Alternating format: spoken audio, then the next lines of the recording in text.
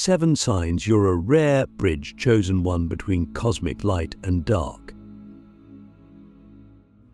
There are some people on this planet who were never meant to pick a side, not in the way the world understands it. Not light versus dark, not good versus evil, not angel versus demon.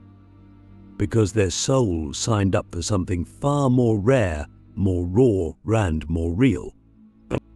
These are the bridge chosen ones, those born to walk between realms, to carry both the celestial light and the ancestral darkness, and to unify forces that most believe must stay separate. But if you're watching this, it's probably not by accident. You've likely felt torn your whole life. Like you didn't quite belong in the love and light spaces, but also didn't fully resonate with the shadow workers who dwell too long in pain. You've been both the healer and the destroyer, the oracle and the outlaw, and for too long you've been made to feel like that duality is a flaw. But what if I told you it's actually your greatest gift? See, most spiritual systems teach you to choose. Be pure, be light, be positive. Or on the flip side, embrace the dark, the rage, the chaos, the shadow.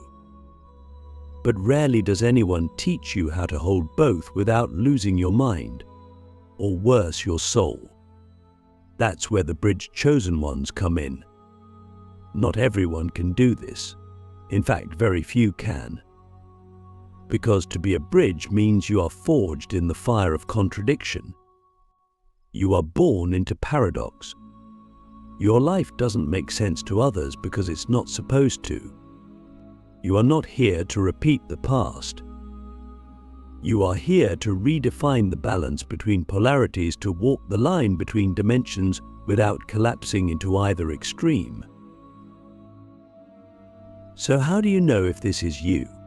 How do you know if you're not just different, but truly called to be a bridge between cosmic light and dark? Let me take you into the first signs. And I'm not going to give you surface-level clues. I'm not here to entertain you, I'm here to awaken something ancient inside you. Watch closely, feel what stirs in your body. Notice what resonates in your bones. Because this is not just a video, this is an activation. Click subscribe to this channel to get more profound spiritual lesson. The first sign is that you've always felt like you've lived multiple lives in one. Not metaphorically, energetically. You've carried the memory of ancient priesthoods, warrior codes, shamanic initiations, and galactic contracts all in the same lifetime. And sometimes those energies contradict each other. One day you feel like a healer. The next, you feel like a destroyer of systems. One moment your heart is open wide, the next you're channeling a power so raw it almost frightens you. This is not instability, this is range.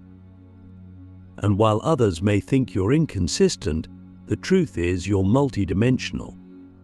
You were never meant to be one thing. You were meant to hold the whole cosmic spectrum. The second sign is that you've had a complex relationship with purity. You've probably tried to be all light at some point. Maybe you went vegan, did yoga every day, meditated in white rooms, tried to transcend your ego. And it worked for a while. Until you hit something deeper. A grief. A sadness that wouldn't be healed with mantras. But that's when you realized light alone can't reach the depths of your soul. You needed darkness too. Not evil, not destruction, but depth. The fertile, chaotic, sacred dark. And the moment you stopped demonizing your shadows, you started reclaiming your power. Being a bridge means you don't shame your darkness, you integrate it. The third sign is that you're often misunderstood by both sides. The love and light crowd may say you're too intense, too raw, too unhealed. The shadow workers may say you're too optimistic, too hopeful, too much in the light. You don't fully belong anywhere because you're not meant to. You carry codes for both worlds, and this rejection is not a punishment, it's a filter. It's the universe forcing you to build your own path instead of borrowing someone else's. Because the bridge doesn't belong to either shore, it connects them. The fourth sign is that you've experienced accelerated spiritual initiations, often through chaos. While others awaken slowly, you've been forced to evolve through trauma, loss, betrayal, near-death experiences, or sudden ego deaths. You didn't choose the gentle route. Your soul chose the volcanic path. And that's because your spirit knew you needed to be strong enough to withstand both frequencies, the divine and the demonic. Not to worship either, but to transcend the illusion of separation. Your suffering wasn't random. It was the forge that made you capable of carrying both light codes and shadow keys. Let me ask you something, and I want you to really sit with this. What if your deepest pain wasn't meant to break you, but to prepare you to hold more power than most humans can handle? What if the reason you've been through so much is because your mission requires you to hold space for cosmic contradiction? Think about that. The fifth sign is that your very presence activates people, sometimes violently. You walk into a room and people either feel deeply seen or deeply triggered. There's not a lot of in-between. That's because your energy is a mirror between realms. You reflect people's highest and lowest selves simultaneously. And most people aren't ready for that. But that's your gift. You don't just awaken light, you awaken the choice. You force people to confront the part of themselves they've been avoiding, whether it's their divinity or their darkness. The sixth sign is that you've felt watched or guided by beings from both sides. You may have had contact with angels, light beings, or galactic guides, but also dreams, visions, or sensations of darker entities, ancestors, or spirits from the underworld. And here's the kicker: you weren't afraid. You understood them, not in a naive way, but in a shoddy way. Because you are the bridge. You speak both languages. You are trusted by both realms, and that trust is not given lightly. It's earned through lifetimes of walking with integrity, even in the dark. The seventh sign is that you can feel timelines before they happen. You don't just follow intuition, you steer reality. Your decisions ripple across dimensions. You can feel when something is off, not just personally, but collectively. You've probably felt the collapse of an old world long before others could name it. That's because you're not just living in this reality. You're helping weave the next one. And that's the true role of a bridge chosen one, to carry the blueprint of integration so that Earth can evolve beyond duality. And now that you've heard all this, let me ask you the question that will change everything. Are you ready to stop hiding from your role and start living as the bridge you were born to be? The hidden spiritual warfare that only bridge chosen ones can see, and why it almost destroys you. Once you begin to awaken to the truth that you're a bridge between cosmic light and dark, something else starts to reveal itself, something hidden, unspoken, and rarely addressed even in the deepest spiritual circles. You begin to feel like you're being watched, not just by people but by forces. You sense the weight of energies that seem to move around you, through you. You start to notice patterns of sudden chaos in your life, emotional breakdowns that seem to come out of nowhere, inexplicable fatigue, attacks that aren't physical but energetic. And if you're not careful, you might think you're going crazy. But you're not. You're just beginning to see the war. Not the one on the surface. The one beneath the surface, the spiritual warfare that only bridged chosen ones can perceive. Let's be clear, this is not some fantasy or conspiracy. This is a very real, very ancient conflict between forces of distortion and forces of coherence. And as a bridge, you don't just witness it, you feel it in your body, your mind, your nervous system. You are the battleground because your field is one of the few places where both polarities meet. You are a portal, and portals are always contested. That's why your life has felt so unstable. It's why sometimes you randomly spiral. It's why you've had to fight for your sanity. Because the more awakened you become, the more the hidden war reveals itself not to destroy you, but to initiate you into your deeper role. This warfare doesn't look like demons with pitchforks and angels with wings, but it looks like thought loops that try to convince you you're unworthy. It looks like dreams so vivid they leave you emotionally shattered for days. It looks like people suddenly turning against you for no logical reason. But it looks like technology failing when you're about to make a breakthrough. But it looks like constant exhaustion when you're on the edge of stepping into your power. You think it's just life, but deep down you know something is trying to stop you.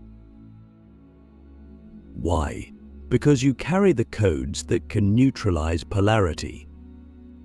You are not here to pick a side, you are here to balance the scale.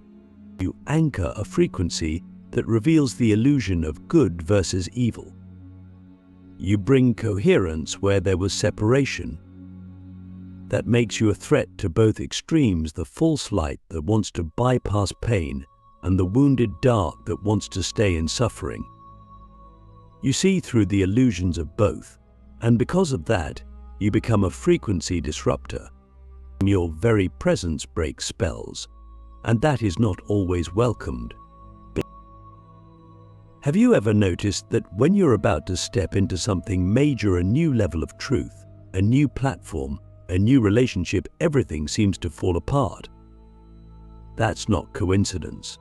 That's resistance, energetic, spiritual resistance. Because your expansion isn't just for you. It's for the grid. Every time you rise, you shift the field. Every time you speak truth, you collapse false timelines. You're not just healing your own life, you're recalibrating the collective. And that makes you powerful. But it also makes you a target. Now here's the part most people won't tell you. The warfare isn't just external. It's internal too. In fact, that's where the most dangerous battles are fought. Because once you start to awaken, the forces of distortion don't always show up as monsters. They show up as your own thoughts, your self-doubt, and your fear of being too much, your fear of being misunderstood, your fear of being powerful. These are not random.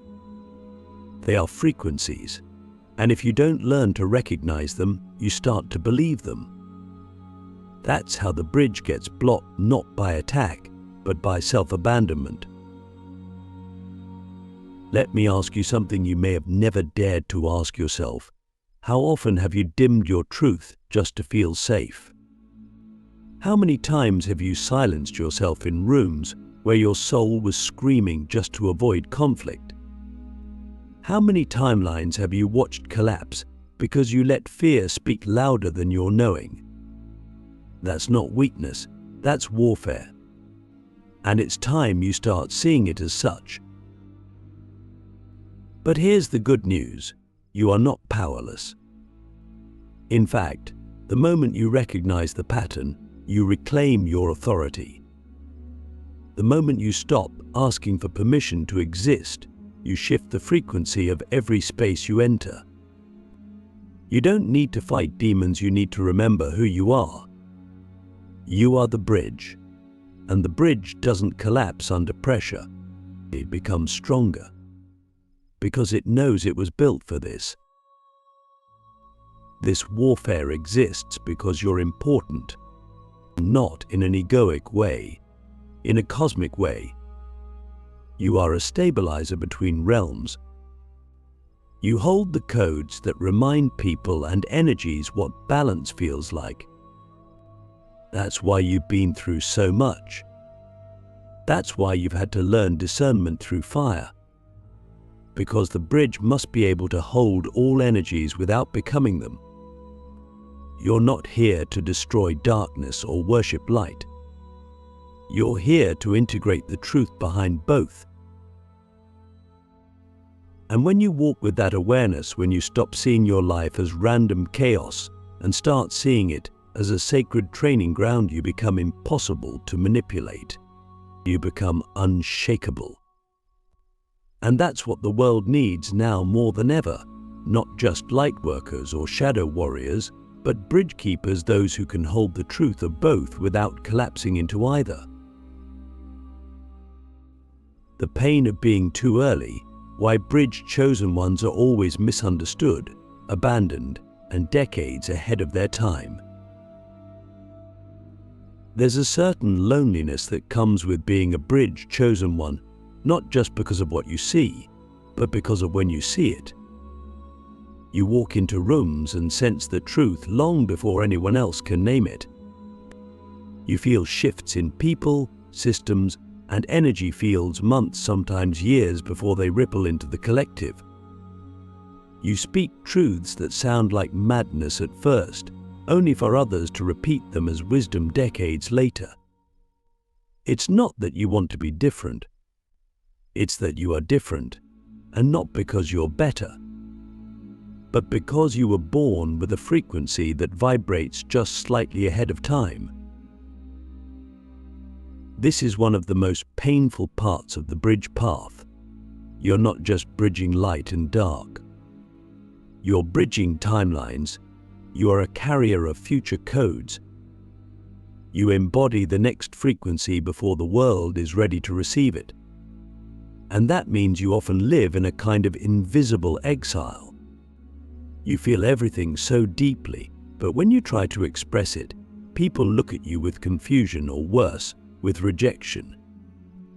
You're told you're too intense, too deep, too weird, too much. But what they're really saying is, I don't have the capacity to meet what you're holding. And that realization begins to shape your life. You start to shrink. You question yourself. You begin to wonder, am I broken? You watch others thrive by fitting in, by playing by the rules, by saying what people want to hear. Meanwhile, your truth feels like a fire in your bones that punishes you the moment you try to suppress it. You try to be normal, but it never works, because your soul didn't come here to conform. It came here to transmit a new pattern, one that hasn't fully arrived yet. Let me ask you something that's going to pierce deeper than expected. How many times have you abandoned your own knowing just because no one else could see what you saw? But how many timelines have you delayed or destroyed because you didn't want to be the first to speak the unpopular truth? That's not weakness. That's the wound of being early. And the earlier you arrive, the more misunderstood you will be. Because clarity is often mistaken for rebellion when it shows up before the collective is ready. If you've ever felt like you were born in the wrong era, if you've ever felt like you're 5 steps ahead of the conversation in every room, if you've ever felt like you speak from a future that hasn't landed yet, you're not crazy. You're just early. And while that may sound poetic, the lived experience is brutal. Being early means you are often unsupported. You are the one building the road while others mock the direction. You are the one planting seeds in soil no one believes will grow. You are the one holding visions others call hallucinations until they come true. You've probably lost people over this. Not because you were wrong, but because you were right too soon.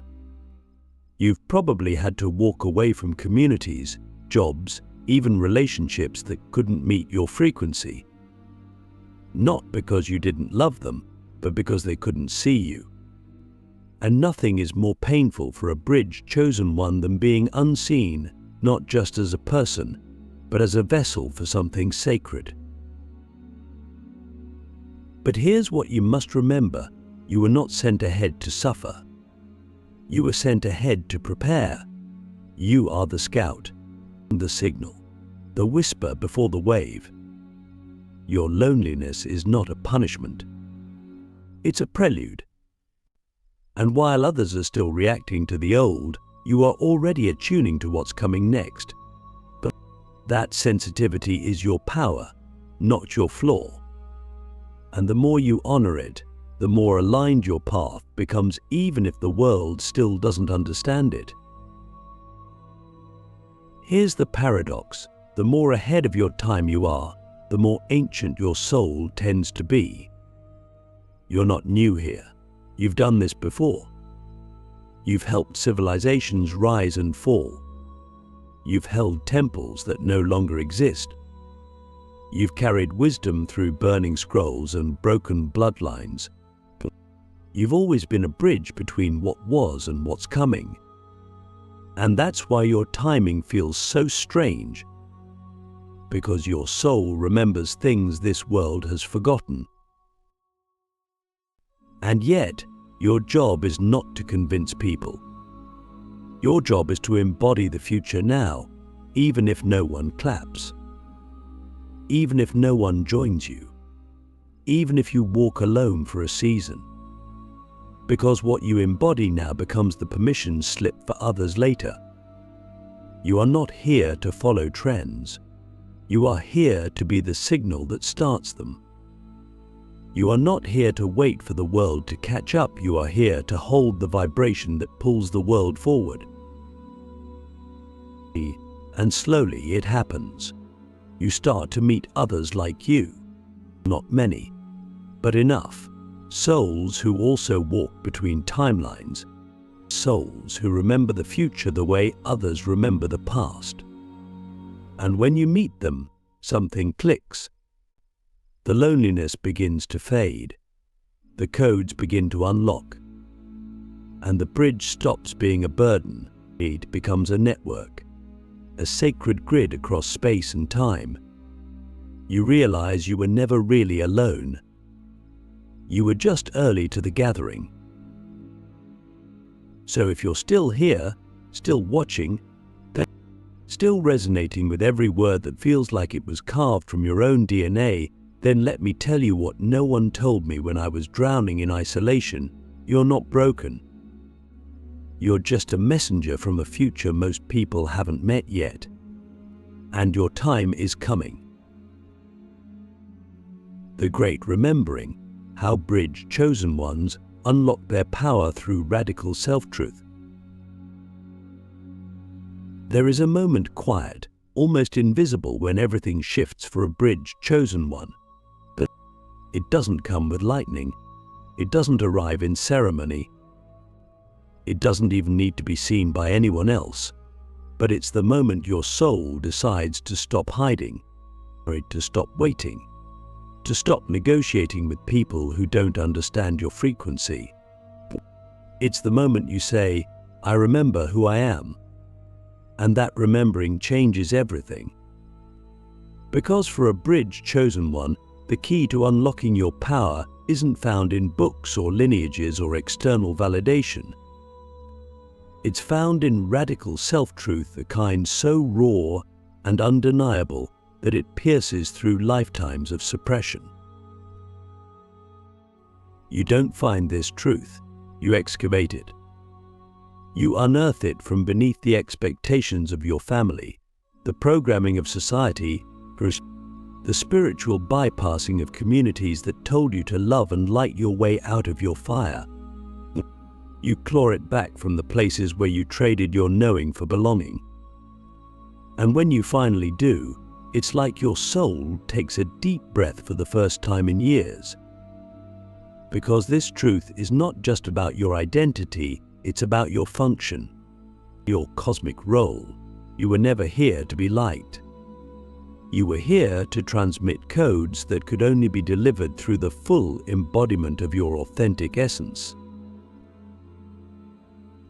But here's what most people don't realize. Remembering who you are is terrifying at first. Because once you remember, you can't unknow. You can't go back. You can't keep pretending to be smaller than you are. You can't keep dimming your fire for people who are still afraid of their own. You can't keep playing normal. You can't keep asking for permission to exist. Remembering demands that you step into a frequency of self-responsibility so potent it feels like stepping into the center of a storm naked, unguarded, and burning with truth. And you will be tested, not by some external judge, but by life itself. You will be asked, will you choose your truth when it costs you relationships? When it costs you comfort? When it costs you the illusion of safety? You will be asked to hold your frequency in rooms where no one gets it. You will be asked to walk away from timelines that once made sense. You will be asked to speak when it's easier to stay silent. And every time you choose your truth over your fear, something activates in your field. You become more coherent, more magnetic, more real. And that's when your power begins to move on its own. Because bridge-chosen ones don't operate through hustle. They operate through alignment. When you are fully aligned with your truth, reality begins to respond differently. People find you without you seeking. Opportunities arrive that you didn't chase. Your work becomes a transmission. Your words become medicine. You stop trying to convince people and start resonating with the ones who were always meant to hear you. You shift from strategy to sacred frequency. And that's when the real magic begins. Let me ask you something deeply uncomfortable but liberating. What parts of yourself are you still hiding to feel safe in a world that was never designed for someone like you? And what would happen truly if you stopped hiding them? What would happen if you didn't just accept your truth, but honored it as divine? What would happen if you moved through life as if your soul was right all along? Because it is. It always was. You've known since you were a child. You've known in the quiet moments, in the dreams, in the intuitive hits that never made logical sense, but always felt like gospel in your bones. You've known when you cried for no reason, when your body reacted to truth like it was thunder, when your heart broke open in the presence of sacredness. You've always known. The question is, will you finally trust it enough to live by it, no matter the cost? The world doesn't need more people following trends.